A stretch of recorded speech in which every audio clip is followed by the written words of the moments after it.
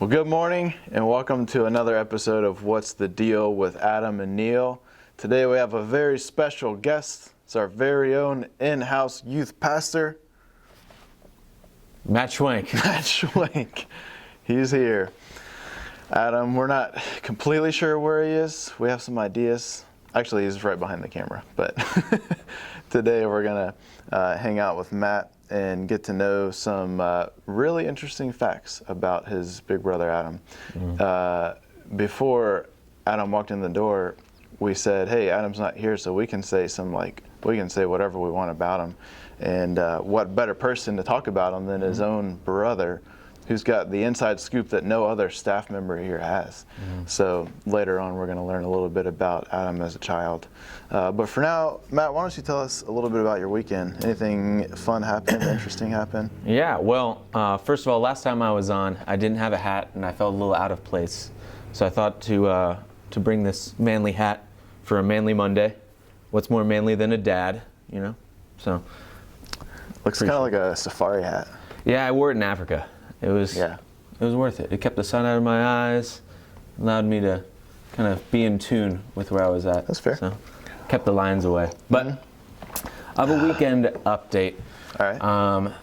Well, let's go around the world for a weekend update because my weekend was not super interesting. Okay. But in Germany, there was actually a message in a bottle that was found that was thrown into the ocean and came all the way from Ireland.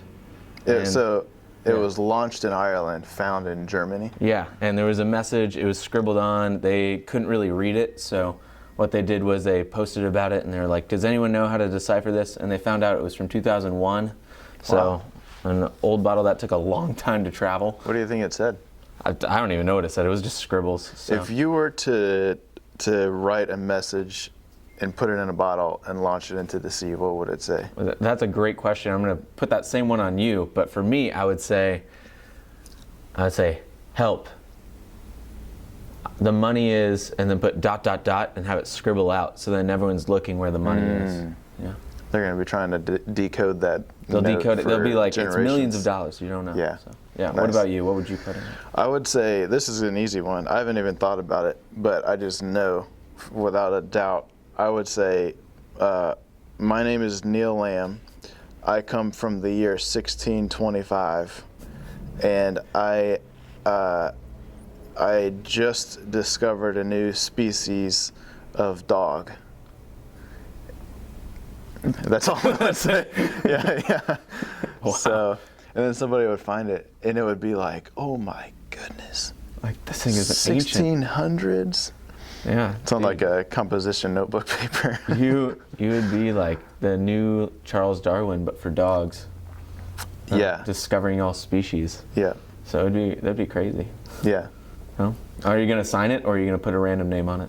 No, I'd put my name. Okay. Yeah.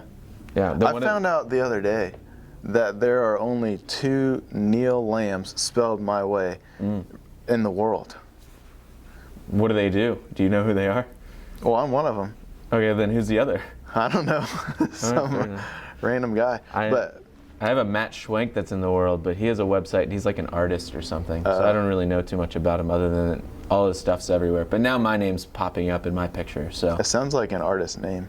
Yeah, I mean, I'm kind of artsy. Like when Adam told me he has a brother named Matt, I thought, oh, he's probably an artist. Yeah, that's actually was my original occupation. Yeah. Yeah.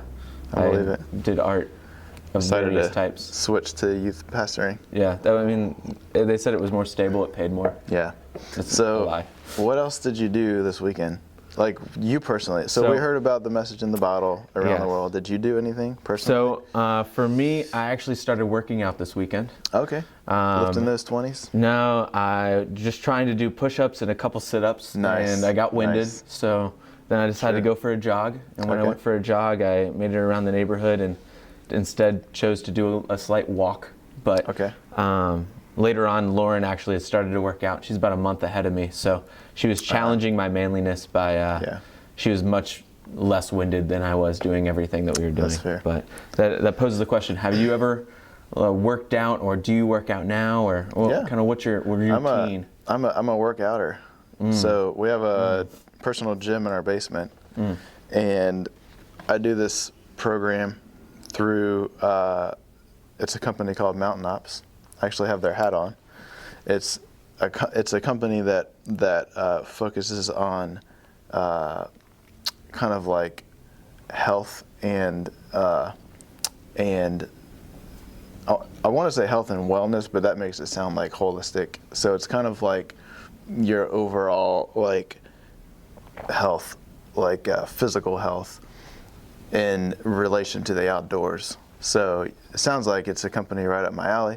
So they have workout programs that they put out for free. I do one of those, and it keeps me in the tip-top shape that I am. Does it cost money to do their programs? It's free. Oh, that's completely free. Yeah. I was using the Nike training app because it's free. They recently made their stuff premium. I'm wearing their hat. Nike. Yeah. That's fair. But that also poses the question, so how far do you think you could run if bees were chasing you? 2 miles. Wow. Yeah. What would you do it once you hit that 2 mile mark? I would stop. I would just say, sting me. Oh. Yeah. It's like they've gone far enough. Yeah. You deserve it. I could give a solid sprint for 100 yards. If I was like casually trying to just get away from the bees, I would run, but not like a full sprint for 2 miles. If I just had to run, I couldn't make it 2 miles. I've heard the best option is to jump in the lake, but then some say that the bees will just be waiting for you, and then when you pop back up, they'll sting your face. So that makes sense. I don't know which to believe. Yeah. Anyway, how was your weekend? Mine was pretty good. So we're doing this quarantine thing. So our idea of quarantine is to essentially stay away from people. So we went up into the mountains. All weekend I was fly fishing or hiking, just doing stuff. My wife and I, we took our dog and we just went to different places in the mountains. Yesterday, or 2 days ago, saw a bald eagle flying over this lake in the mountains. I saw my first sighting of a ruffed grouse. Have you ever seen a ruffed grouse? I have no idea what that even is. Yeah, exactly. What do you think? What do you think it is? Take a guess. Ruffed grouse. Yeah. I imagine something kind of like a badger mixed with a beaver that would like come at me and be a little bit angry. Okay. Yeah. That would make sense. It's in the bird family. So and I was completely off. It's like a wild chicken, pretty much. Oh, wow. Awesome. So I saw a ruffed grouse. I've actually been wanting to see one for a while, so it was pretty cool. And caught some fish. It was a good weekend. Not bad at all. Had church yesterday, so we watched online, and it's just a cool opportunity that we have as a church to stay connected with each other, to be able to still have church even though we're not meeting, in a large gathering, and then through the comments we're able to talk to each other and hang out. So so if you guys haven't done that before, log on to Facebook or our website to watch or YouTube to watch the sermon this weekend, and you'll be able to comment on there and just stay in dialogue with other people in the church. It's pretty cool. Yeah, you're also able to share prayer requests or different things, and so we can be praying for you throughout the week and keeping up to date on how you guys are doing and what we can do to kind of serve you and love on you all. So it's a really cool opportunity. Definitely. Yeah, so that was pretty much yesterday, my voice is it's fleeting right now. It's okay. I have that effect on people. Yeah. Yesterday, so I've got a cousin who is about to have a baby. Her due date was yesterday. And obviously we're not going to be able to go down to Charlotte and see the baby. So we did what we called a practice drill to view the baby on Zoom. So we got the whole family on Zoom, and man, it was a hoot. Yeah. You had people in the family that were struggling to get logged on. Who struggled the most with getting on Zoom? My grandma. She didn't actually make it on Zoom. So she was struggling. So she wasn't at the meeting. But that was pretty crazy. Everyone was trying to talk, and everyone was excited to see each other. I shaved my beard so that I had goatee, And so no one was expecting that, and so it was a fun time hanging with the fam. It was the first time we could all hang together since the whole quarantine started, but it was pretty funny. Everyone was like yelling over top of each other, trying to like, that's awesome. You know, it was crazy. It was like the classic, like when you see a family on TV that are like video chatting, and you've got the people who they're like, what, and you know, like there's like this miss. That's exactly what was happening the whole time for like an hour. It was awesome. That's incredible. Yeah. So this leads me to a really, really important question. So you're here. You're Adam's brother. Statement. And you know some things about his past that none of us do. It's true. So I was wondering this morning if you could share something embarrassing about Adam. Well, just like the great history that began humanity, they only really had oral and word of mouth to spread the news. So similarly, I only had the word of mouth to get these different stories, for the fact that Adam is a lot older than me. He's 10 years older than me. And I think we have a picture of it. And wait, which one is Adam?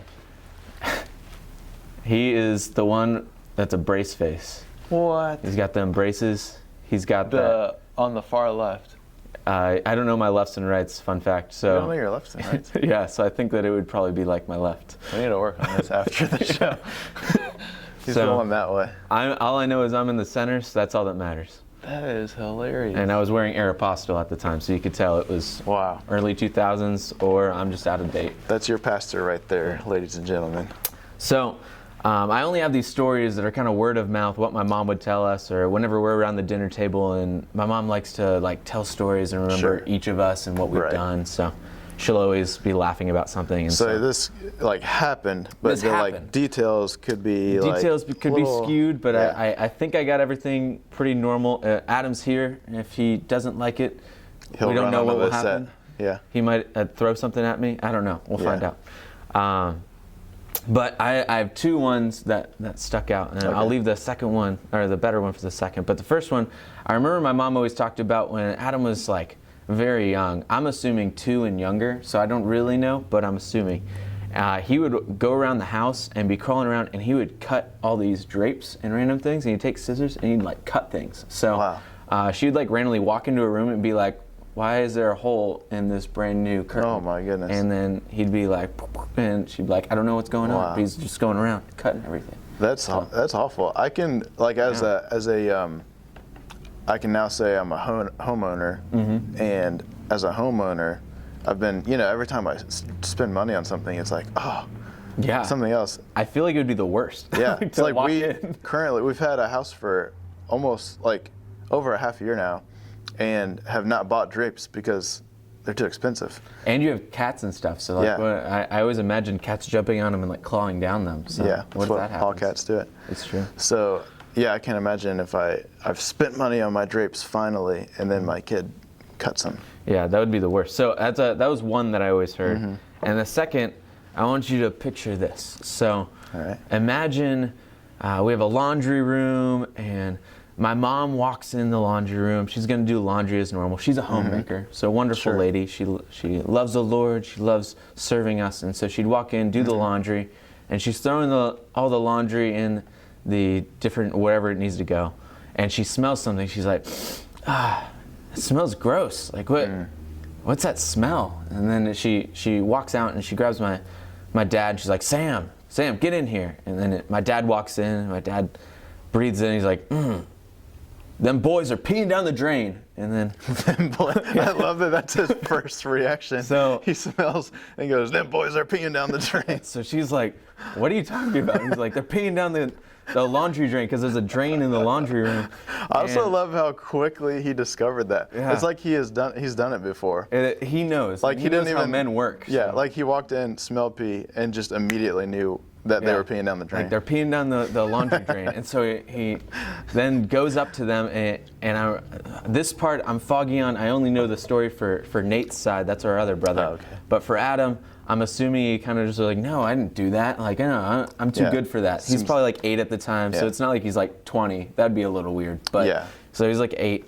And then Nate, they come up to him, and my mom just goes like, Nate, now, we smelled something in the bathroom. And then like immediately he starts bawling. He's like, we've been peeing down the drain. We did it. And so, then they figured that out. And then Adam and Nate were discovered for urinating in a drain. Man. That is in the classic laundry. Adam. Classic Adam. That is an Adam story and an Adam detail. So, nice. Yeah. That is embarrassing. But if I was Adam, I wouldn't have wanted to hear that. I know. Well, now he's in the room and he's got to accept it. So, what crazy stories maybe do you have as a kid? So, I was trying to think about that because we talked a little bit about this before we got started. This specific question, and like honestly, if I had something really embarrassing, I would talk about it because I don't really get embarrassed that easily. But I can't really think of anything crazy embarrassing. One of the things that I did as a kid, so we had this driveway. It was like a huge hill, and then it kind of leveled out, and then there's another huge hill. So I'd always start at the very top of the road and just like fly down on my bike, dip down the hill, and then shoot up the next hill. Well, we also raised like farm animals, so we had chickens and ducks and different things. Well, I was like peak speed, like already bottom of the hill. I was about to, make my way up the next hill, and our ducks walked out in front of us. And so I got the bike wobbles, bike wobbles? The wheel starts shaking, and then I'd wiped out. So it was embarrassing for me at the time because I had to tell my friends I wrecked because some ducks ran out in front of me. So it's like not embarrassing to talk about, but at school it was traumatizing, because it's not like, oh yeah, I hit this sweet jump and I just just wrecked and tore my arm up. I had ducks that walked in front of me and got the wobbles and wiped out. Why did the ducks cross the road? To cause me to wreck my bike. They were intent on that. That was their intent. Actually, I'm pretty sure my dad had a pet duck when he was growing up. So similarly, you guys have a connection on that. So maybe What's that's his name? Frank? I don't remember. I think it was a your girl. Dad. Oh, my dad? Sam. I thought you meant the duck. Sam. I was like, I don't know the name of the duck. It's like Annabelle or something. Man, Sam. Yeah. It's a great, solid name. That's a good name. Yeah. Power. So we've got this this opportunity coming up for our church. We're putting out a free devotional. It's going to be a 30-day devotional going through the book of Matthew, and it's going to start on Wednesday. So we want to invite you guys to sign up for this devotional. You can email info@visitlegacy.org, or you can go onto our website to get more information about this devotional. But I thought we could dialogue a little bit about this because Adam and I were talking about it the other day, if you missed that episode. But having a little bit of structure in your personal time with Jesus it can often be really helpful because a lot of times that's an opportunity that's really hard for a lot of people to say, hey, I need to sit down with the Lord today and spend some time with Him. People get to that point where you might say, hey, I'm going to set this hour aside or this half hour aside or this 10 minutes aside and dive into the presence of the Lord, and you start praying and then you get distracted by other things, and you might read a verse in the Bible but you don't really have like the structure set in place, so you just kind of like open the Bible to to wherever you're familiar with. So having a devotional can often be really helpful during that time because it not only gives you a place to start, but it kind of builds some structure into your walk with the Lord. And you see this play out even in personal relationships, you know, like if you're, let's just say you're courting somebody, like you're dating them, you're getting to know them. If you don't set those times in place to go on a date or, you know, or whatever, then you're just gonna, you know, talk is, I don't know, it's just kind of weird. But when you say, hey, let's meet, you know, tonight at 6 o'clock, and then you know, you go somewhere, and you know, it always just seems to flow a lot better. And it's the exact same, and even more in our relationship with Jesus. Like when we say, hey, we're going to set this hour aside every day, and we're going to open our Bible to this place and talk through these questions, or like pray about these specific things. It just really provides structure around that time and makes the flow a lot better. So have you seen this play out in your life, or you know, when you're leading students, have you seen this sort of thing play out? 100%. And even like as an interesting thing, like it came up when I was studying around, like, oh, well, as I'm working out, what's the best way to do this? They mentioned like it's incredibly important to build structure in your life because your mind and your body are preparing for it. And in the same way, so just as it is for physically, mentally, emotionally, like it is also for spiritually. And so for spiritually, being consistent, being able to consistently seek out the Lord and say, I'm going to meet with God at this time. Another thing that is incredibly helpful, and I've been taking some of our interns through this and other student leaders through this, was telling them to take a place and seek that out and say, this is the place that I'm meeting with God. And so like for me, I don't know if many of you guys know Dover Foxtrot or Foxcroft or whatever it is. We go over there, and Lauren and I will just like walk around Dover, and it'll be our place that we go to meet with the Lord. And it's so beneficial. It's always one of those times where I just feel refreshed. I'm able to be just kind of in His presence, or feel like I'm just walking with the Lord. Then that same thing goes with devotionals. When you have a devotional, it's an incredible resource to be able to walk you through Scripture, to be able to get some different things that maybe you don't know the commentaries, you don't know all these different things. Well, this is like a quick 5-minute synopsis of like being able to say, oh, this is what it's talking about. This is what it's saying. And we've been even doing that with our youth. I've been going through John, and as well, I've had Lauren do a few different ones, and I'm even having Elisha prepare one now.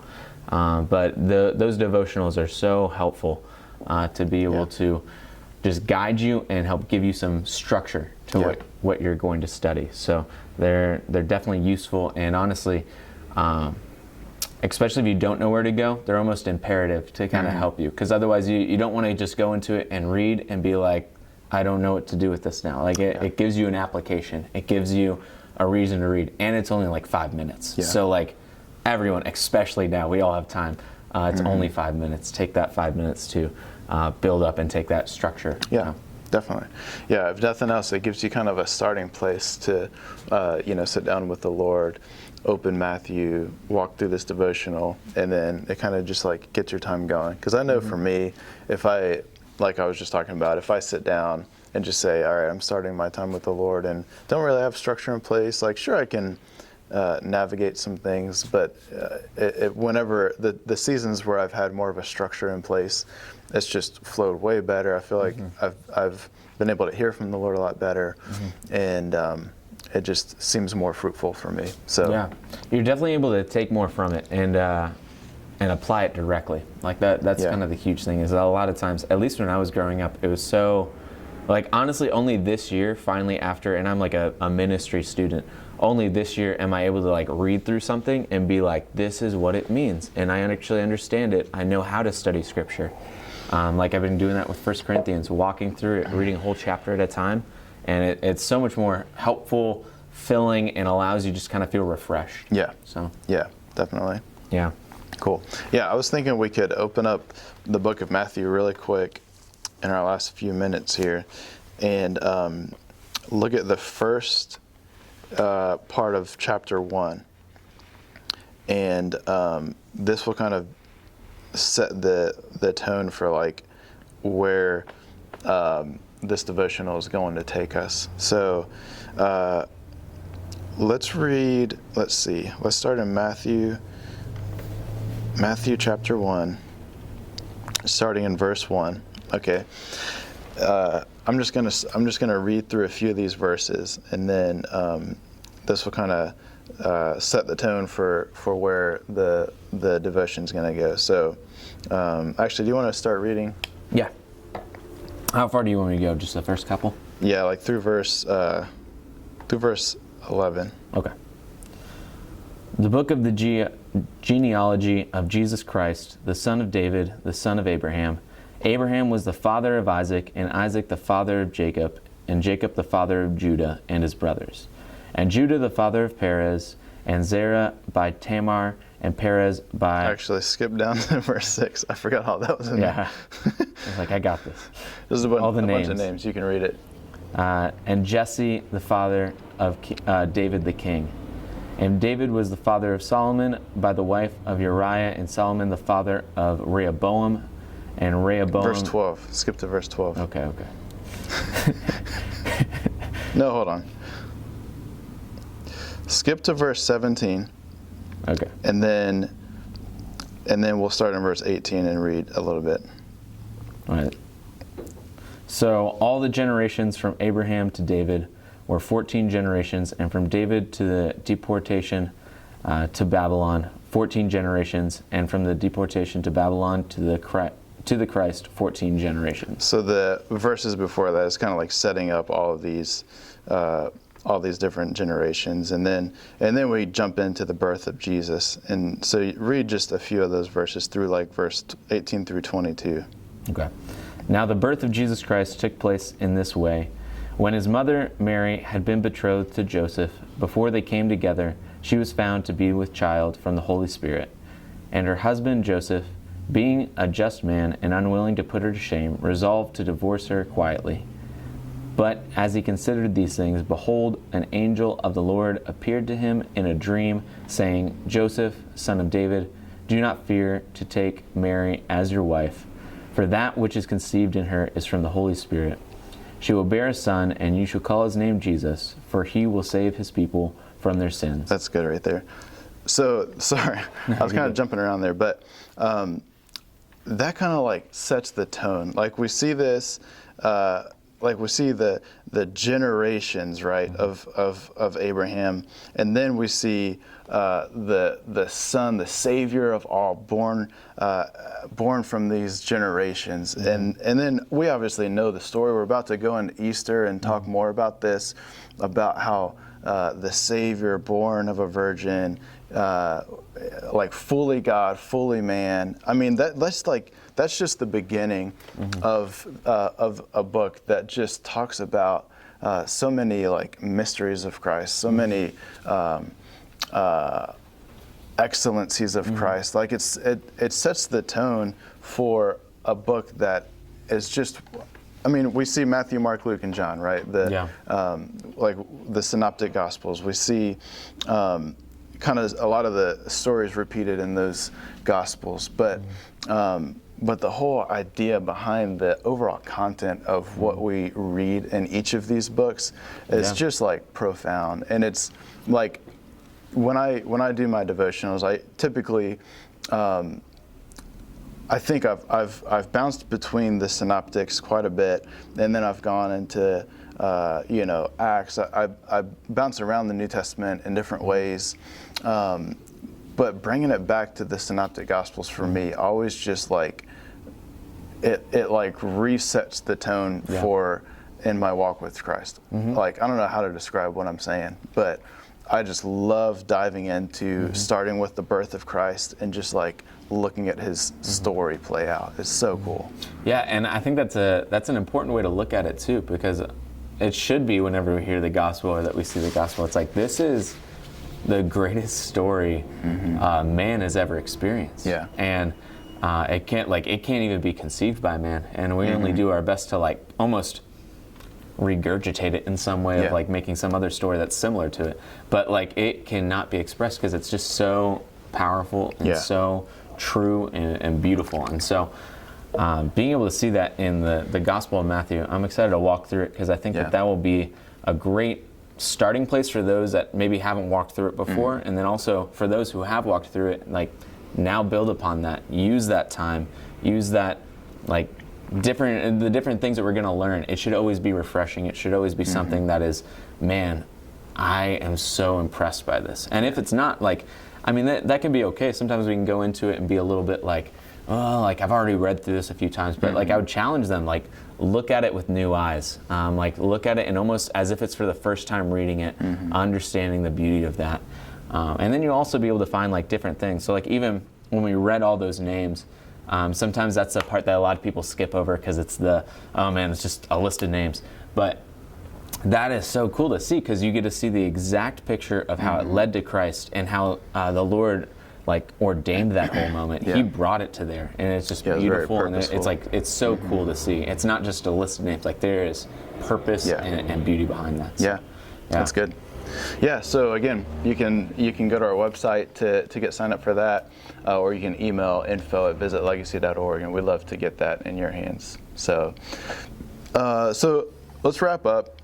I figured as we wrap up, we can go through a couple more survival scenarios. If you guys watched last week, Adam and I opened up this board game and talked through a couple survival scenarios. And so we just took the cards out, and I thought we could just kind of ask a couple of these just to keep people in that, up to beat on their survival guide. You can start first then. Yeah, so this one actually is pretty good because this week, I think today and tomorrow, there's supposed to be some severe storms hitting. And so this one is actually, it could be beneficial if this happened to take place here. It says how to protect your home during a tornado. There's 3 options. A, turn off the hot water heater and open the windows facing the tornado, like the windows that are facing the tornado. B, unplug all appliances and open the stove, tape the toilet seat shut. Or C, unplug all appliances and extinguish any flames, dampen the floors with a garden hose. I'm going to go with A. You, my friend, would have survived the tornado. Turn off the hot water heater and open the windows facing the tornado. That definitely wouldn't be my first response to go and open the windows, but it's good to know. Yeah, I feel like I honestly closed the windows, but that's like what made me know. That's probably right. It's because it's the opposite of what I would do. So, nice. For you, how would you navigate a minefield? So this is incredibly important right now in the scenario that we're in. Yeah. Life's a minefield, So how would you navigate it? How would I navigate it? And then A is run out of the minefield as quickly as you can. Okay, I'm rolling that one out before I even hear the others. B, walk backwards, retracing your footsteps. Oh. Or C, walk only on discolored ground. Walk only on discolored ground? Yes. Why would you do that? So this scenario, you're kind of like in the minefield already. I guess so. I was thinking like you get to a place that there are a field of mines. I was assuming that, but maybe you were walking with a friend and then you chucked a rock and it exploded and you're like, dude, what do we do now? I would say I would retrace my steps because I would be like, I've already walked this path, so obviously there's no mines here. Well, I'm sorry to say. What? Actually, you won. Oh, you did nice. Great. Yeah, I was like, how in the world? You actually run out of it as quickly as possible. No, you walked backwards and retrace your steps. Okay, one more. This one is good because, this is actually really good. A lot of people who are in our parents' generations, this was just like the norm, right? This is what they did. For me, I remember doing this until probably high school. So, and then if our technology ever fails us, it'll be imperative that we know how to do this. Okay. Well, I'm prepared. Ready for it? I'm technically a Gen Z, so I don't really know. Yeah, Gen Z has never done this before.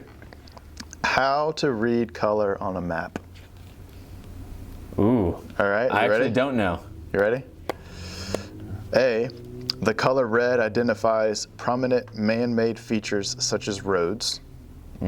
B, the color red identifies contour lines. Or C, the color red identifies high elevation? I feel like it depends on the legend, because different legends I've seen different things. But yeah, I guess this is like overall. I guess overall, there's probably some general idea to have toward that. Well,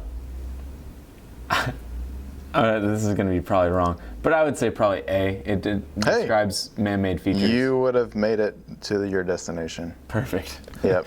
I made it. A is right. Red is the prominent roads. I only know that because when I had to like look up road conditions and stuff, and it's always red. So, yeah. That's fair. But cool. Well, guys, thanks for joining us today. We really appreciate you being here.